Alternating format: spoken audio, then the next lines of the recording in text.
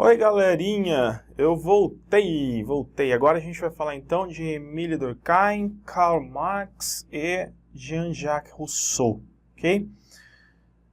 Fica meio estranho porque Durkheim, Marx, século XIX, Rousseau, século XVIII, não é? Mas não tem problema, isso não vai afetar em nada aqui o nosso estudo, ok? Vamos começar com informações sobre o Durkheim. Então, alguns teóricos, na verdade, gente, eu coloquei só os principais aqui, porque muitos teóricos falam sobre educação, conceituam educação, né? Muitos. Mas eu vou trabalhar com uma base que é mais a base, vamos dizer, é a base da contemporaneidade, né? Mas, de repente, em obras específicas, aí a gente pode também fazer estudo de outros autores. Vamos lá, Émile Durkheim. O Émile Durkheim é um francês positivista, sociólogo, um dos grandes nomes aí, um dos pais da sociologia, né? Por quê? Porque vamos dizer assim, um pensador, um sociólogo que faz parte ali do pioneirismo da sociologia, né? Por isso. E é um seguidor do positivismo do Auguste Comte. Então vejam, para ele, educação é essencialmente o processo pelo qual aprendemos a ser membros da sociedade. Tá? Então, se eu quero aprender a ser membro da sociedade, e todo cidadão tem que aprender a ser membro da sociedade, então todos nós temos que passar pelo processo educativo. Vejam, todos nós temos que passar pelo processo educativo. Esse processo educativo ocorre eminentemente dentro da escola, e uma vez que frequentamos a escola tem o objetivo de nos preparar para a vida adulta, e esse processo é o processo de socialização, segundo Durkheim. Ok? Então é essa a visão que ele tem da educação. Olha lá, educação é socialização. É uma ilusão acreditar que podemos educar nossos filhos como queremos.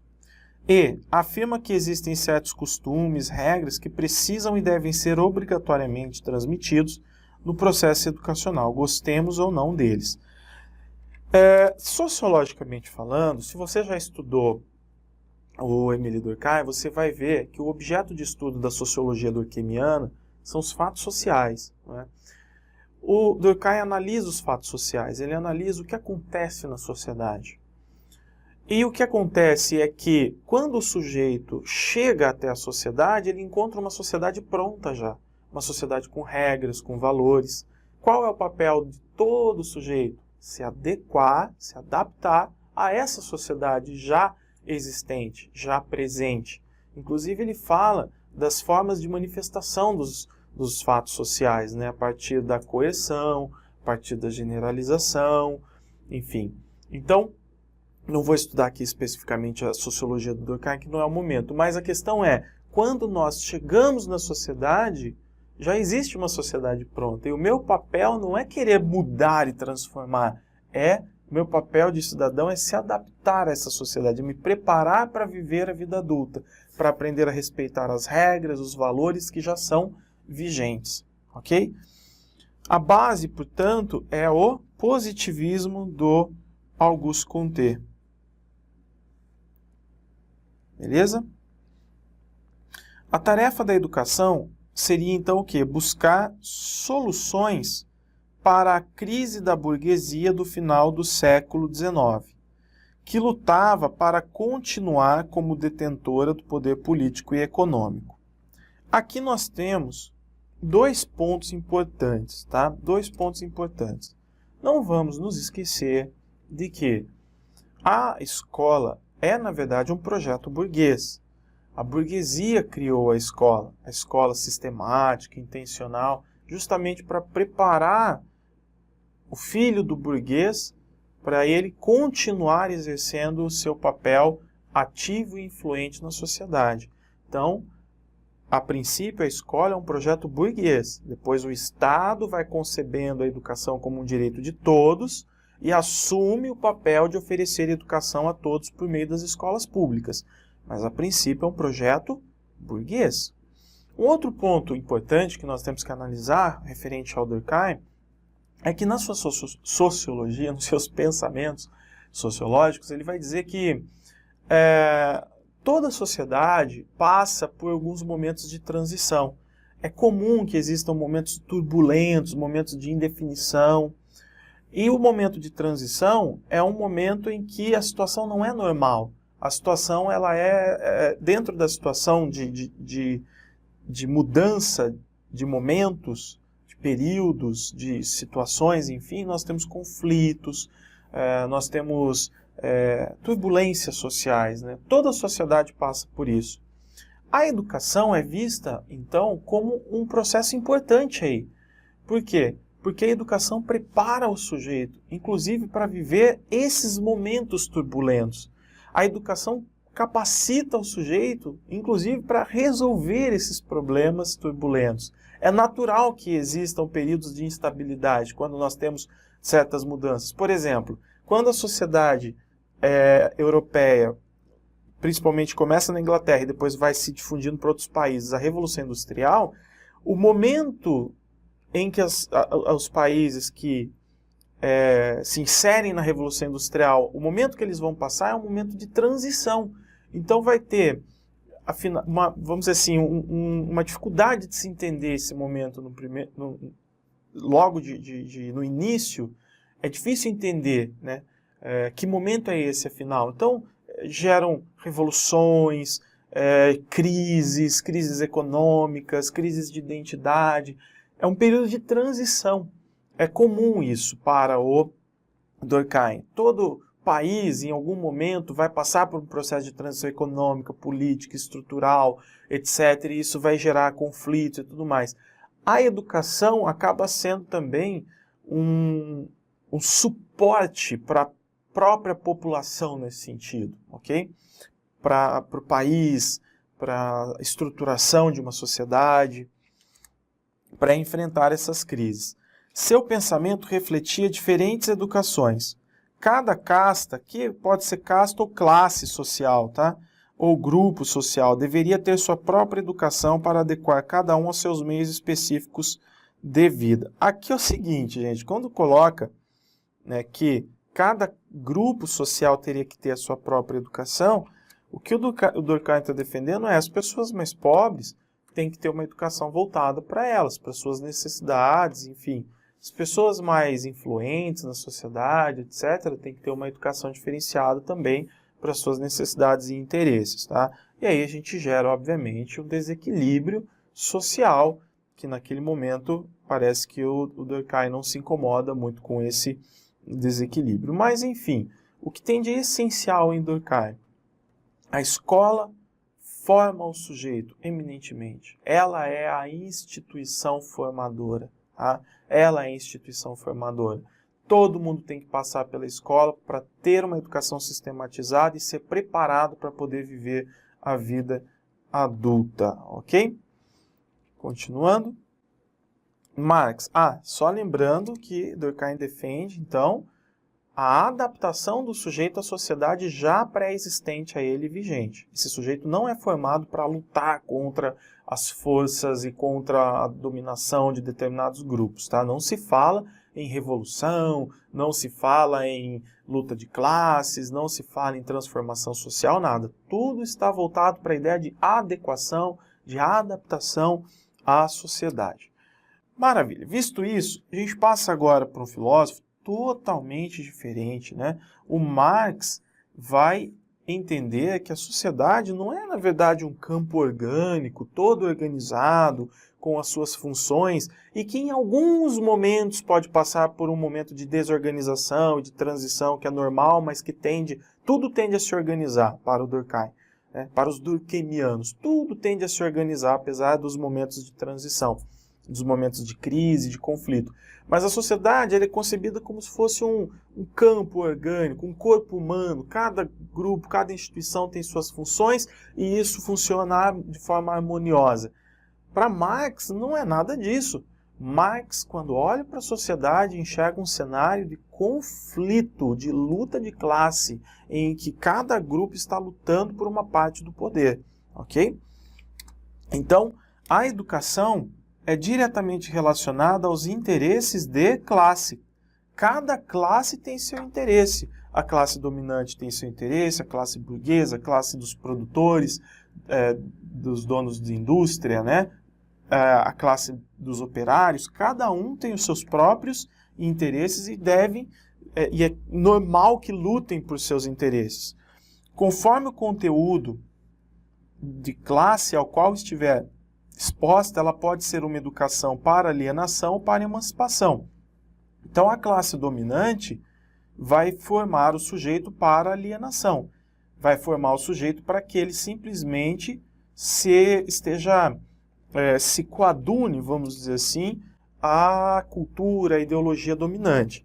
Então, de acordo com Marx, a educação burguesa oferecida pelas classes dominantes, ela tende a entorpecer o sujeito, fazer com que o sujeito simplesmente se adapte às suas regras, as regras das classes dominantes, e passivamente aceite essas regras e conviva com elas. Então nós vamos ter aí o trabalhador passivo, o trabalhador que é explorado e não se rebela com relação a isso, o trabalhador que percebe que o seu grupo social não tem vez, por exemplo, no cenário político, mas ele também não, ele se conforma com isso. Então, a pessoa conformada, não é?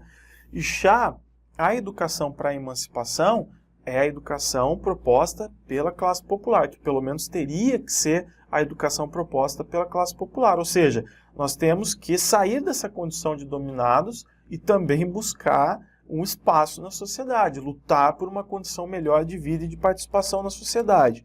Então, nós não temos uma única educação para todos, não é assim. Apesar de que aqui no Durkheim eu falei para vocês, né, que cada classe ou grupo social deveria ter sua própria educação, não se fala em educação, por exemplo, para alienação e para emancipação. Então, qual que é a educação para alienação? Educação burguesa, aquela que carrega os valores, as normas, a cultura da classe dominante. E para a emancipação, educação popular.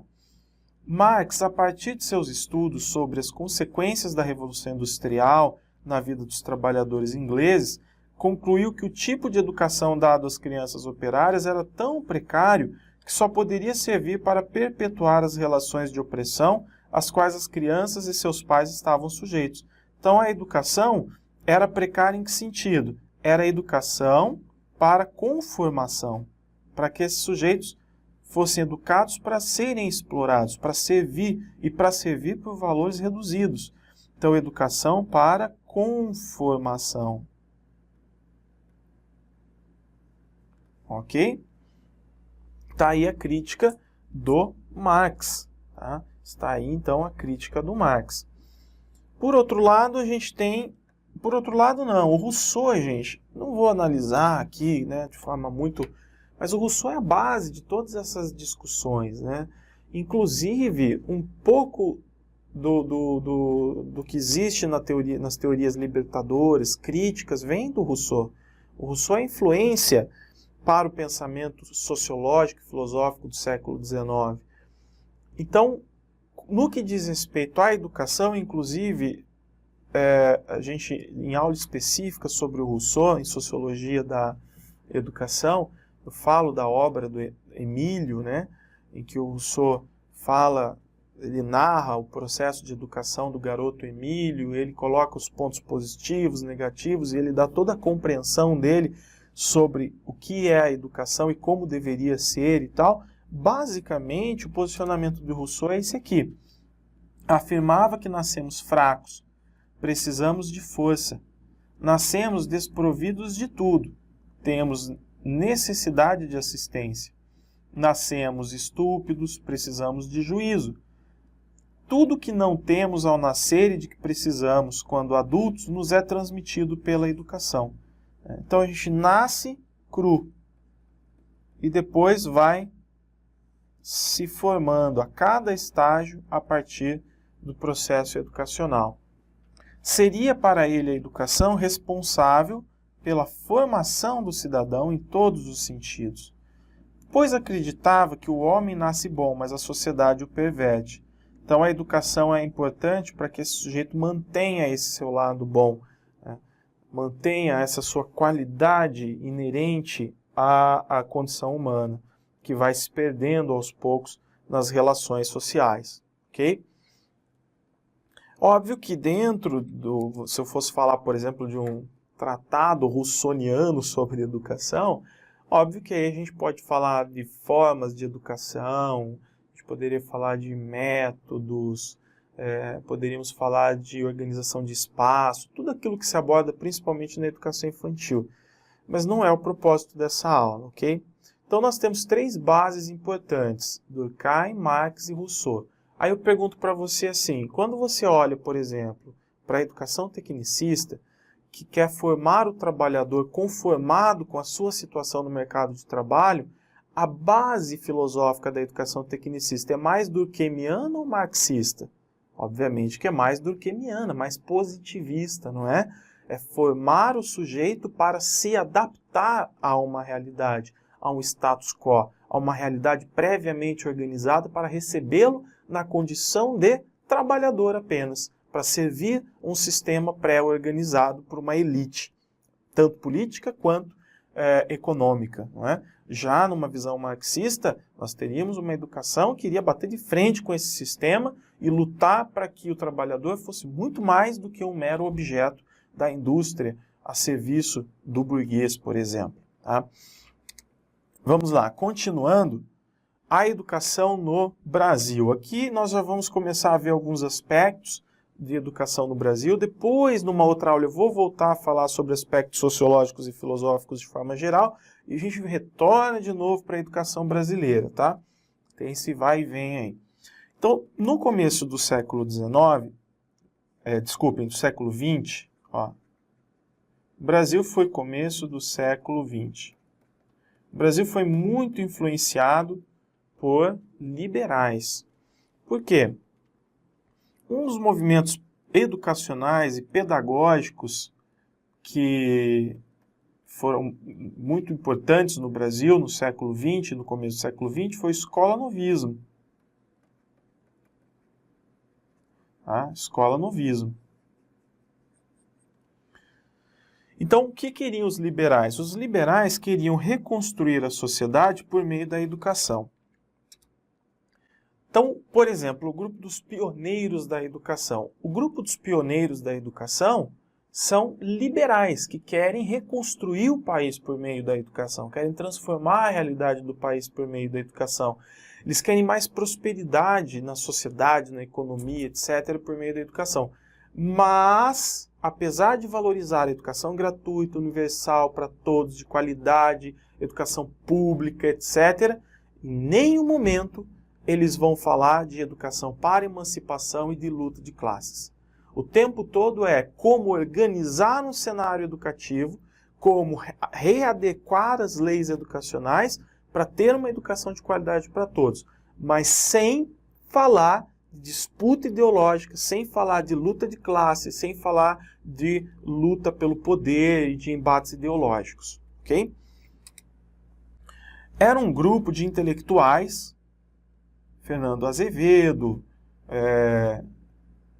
o próprio Anísio Teixeira, dentre outros, profundamente enraizados na classe burguesa, que defendiam e justificavam o modelo econômico da época, que privilegiava alguns em detrimento da maioria. Então vejam, ó, apesar de querer uma educação mais, inclusive humanizada, de qualidade para todos, defendiam e justificavam o modelo econômico da época, que privilegiava alguns em detrimento da maioria. Quem faz essa crítica é o próprio... Essa crítica está baseada no Moacir Gadotti, que é um crítico revolucionário na educação, né? O pensamento mais voltado para o pensamento marxista, de Gramsci. Então, ele faz uma crítica a esse movimento. Defendiam apenas alterações no como ensinar e não no modelo de educação excludente. Ok? Ou seja, faltava aí nesse movimento liberal, faltava a indignação contra qualquer tipo de ato de exclusão, de desigualdade, etc. Então não adianta nós querermos ter uma educação de qualidade para todos se a sociedade continuar desigual, se a sociedade continuar separada em camadas em que uns têm mais poder do que outros. Não tem como resolver, essa conta não bate. Para eu ter uma sociedade igualitária, em que prevaleça a equidade, em que a qualidade seja realmente boa para todos, necessariamente a sociedade tem que se tornar mais igualitária também. Tem que ter mais oportunidades para todos e mais participação coletiva de todos, tá? Nessa sociedade, em todos os aspectos, sociais, econômicos, políticos. Para os liberais, o homem é produto do meio. Ele e sua consciência se formam em suas relações acidentais, que podem e devem ser controladas pela educação. Então é a ideia da educação para a adaptação do sujeito, para a formação do homem capaz. Né? Aqui a gente tem a sociedade meritocrática, em que uns são melhores do que os outros. Por quê? Por fruto do seu próprio trabalho, do seu próprio esforço. A qual deve trabalhar para a manutenção da ordem vigente, atuando diretamente com o sistema produtivo. O objetivo primeiro da educação é produzir o quê? Indivíduos competentes para o mercado de trabalho, transmitindo eficientemente informações precisas, objetivas e rápidas. Beleza? Então, aí a gente tem posicionamento do Libânio com relação à postura dos liberais. Na Associação Brasileira de Educação, que foi criada em 1923, nós tínhamos dois grupos que podemos considerar como liberais. Os escola-novistas e o grupo conservador ligado à igreja. Apesar de terem divergências com relação a políticas educacionais, modelo de educação, nenhum dos dois grupos fala em luta de classes, nenhum dos dois grupos defende a reconstrução de uma sociedade em prol de uma sociedade mais igualitária, mais inclusiva. Tá? Não existe esses aspectos no debate. A questão são mudanças psicológicas na forma de funcionamento das instituições de educação e algumas políticas educacionais. E aí a gente vem falar da influência de Paulo Freire. Antes de mais nada, eu queria fazer um parênteses, porque apesar de nós estarmos estudando para concurso, a gente não pode deixar de falar, às vezes, fazer alguns comentários que sejam conscientizadores, né? Então aqui é um parênteses e inclusive um posicionamento meu. Paulo Freire é muito bem visto no Brasil, mas também é muito criticado. Né? Então, justamente por nós vivemos no Brasil essa coisa da polaridade política, os dois, principalmente divididos em dois polos extremamente opostos, aqueles que são mais de esquerda, aqueles que possuem uma visão mais, mais marxista de sociedade, aqueles que ainda defendem uma revolução popular para que a sociedade brasileira seja mais igualitária, etc., vão defender Paulo Freire, suas ideias, vão valorizar e tentar difundi-las e aplicá-las. Já um outro extremo, que a gente chamaria de direita, né, muito mais conservador, etc., criticam muito e descem a lenha no Paulo Freire, dizendo que Paulo Freire escrevia coisas que não têm sentido, enfim. Em alguns momentos, a filosofia do Paulo Freire é muito complexa e é até difícil de ser realmente interpretada. Mas a essência de Paulo Freire é positiva para qualquer país. Tanto que Paulo Freire é um dos nomes, é um dos autores mais citados no mundo todo. Se eu não estou enganado, ele é o terceiro autor mais citado em trabalhos acadêmicos e pesquisas no mundo todo. Não deve ser à toa, não é? Inclusive em países desenvolvidos. Então nós podemos sim fazer críticas a Paulo Freire, a determinadas coisas que ele escreveu, determinadas obras, posicionamentos filosóficos, mas nós não podemos desprestigiar Paulo Freire, porque o que ele fez pela educação brasileira, talvez ninguém mais faça.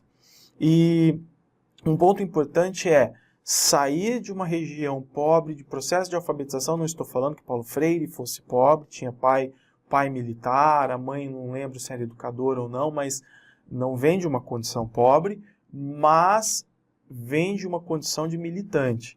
de sujeito que atua em prol da massa e da educação popular, que assume uma postura na sociedade em que vive, querendo a transformação social, ou seja, mostra proatividade, interesse em transformar uma realidade de desigualdade e de fazer o bem para as pessoas que não tinham acesso à educação. Então, em nenhum momento a gente pode desprestigiar isso, ok? E agora, falando tecnicamente, vamos dizer assim, sobre Paulo Freire, eu vou colocar aqui alguns aspectos da sua influência.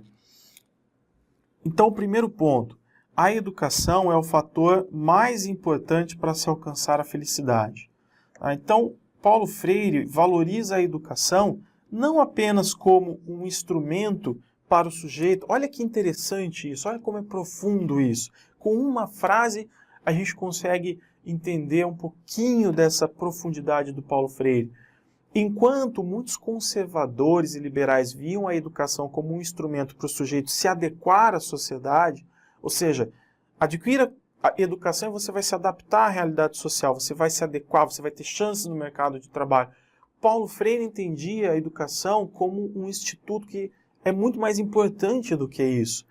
A educação é o fator mais importante para se alcançar a felicidade, ou seja, quando nós somos pessoas educadas, conscientes e capazes, nós somos mais felizes e nós conseguimos construir felicidade coletiva, nós conseguimos construir uma sociedade mais ética, uma sociedade em que prevaleça o bem comum, o entendimento, a harmonia, a partir da educação. Olha como ele concebe a educação de uma forma, inclusive, muito mais humana, não é?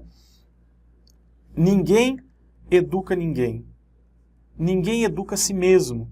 Ou seja, não adianta eu colocar um professor diante do aluno e falar, professor vai educar aluno. Não. Só que também o aluno não se educa sozinho. As pessoas se educam entre si, mediatizadas pelo mundo. Então eu tenho que ter uma relação entre um sujeito e outro. Essa relação é intencional, ela envolve diálogo, ela envolve preocupação com o outro. E aqui no meio dessa relação, mundo, todas as questões, fatos, objetos, fenômenos sociais, tudo que envolve a vida do ser humano faz parte, é objeto desse diálogo entre professor e aluno. Então as pessoas se educam entre si. Professor educa aluno e aluno também educa professor, numa relação mútua. A educação não é neutra. Ao contrário, é um dos instrumentos capazes de garantir aos cidadãos o atendimento às necessidades que permitem o seu desenvolvimento integral, que possibilita a integração entre o pensar e o agir, porque quando o pensar é privado de realidade e o agir de sentido, ambos ficam sem significado, ok? Então, um outro ponto importante aí do Paulo Freire. Portanto, a educação não é neutra, a educação é o quê? É ato político. Então, Paulo Freire concebe educação como ato político, ok? E, consequentemente, como direito de cidadania. A educação é importante para o processo de construção social. Não adianta nós vivermos uma sociedade, eu tenho informação, me posicionar na sociedade com essa informação que eu tenho, se a partir dessa informação eu não consigo dar um significado para essa realidade. Existem pessoas que são extremamente polidas e intelectuais e mesmo assim são alienadas. Por quê? Porque ela se adapta à sociedade, ela vive de forma adaptada à sociedade, mas não tem uma visão crítica que esclareça qual é o sentido e o significado daquela vida que está sendo vivida, daquela sociedade que está sendo, que está ali em movimento. Nós precisamos buscar a partir da educação o sentido e o significado das coisas, né? Entender a vida social de forma mais autêntica. Bom, outra coisa, essa neutralidade, ela tende a fortalecer, a educação neutra, ela fortalece o processo de transmissão apenas de conteúdos, tá?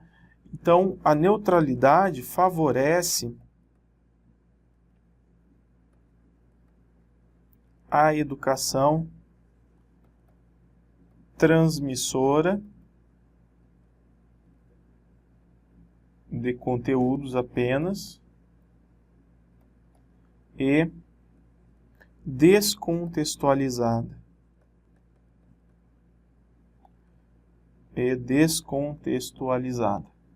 Tá?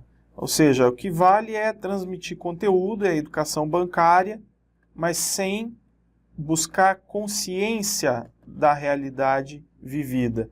Então, uma vez que nós defendemos a educação, né, uma vez que Paulo Freire defende a educação como um ato político, elimina essa neutralidade, a educação deixa de ser simplesmente transmissora e descontextualizada.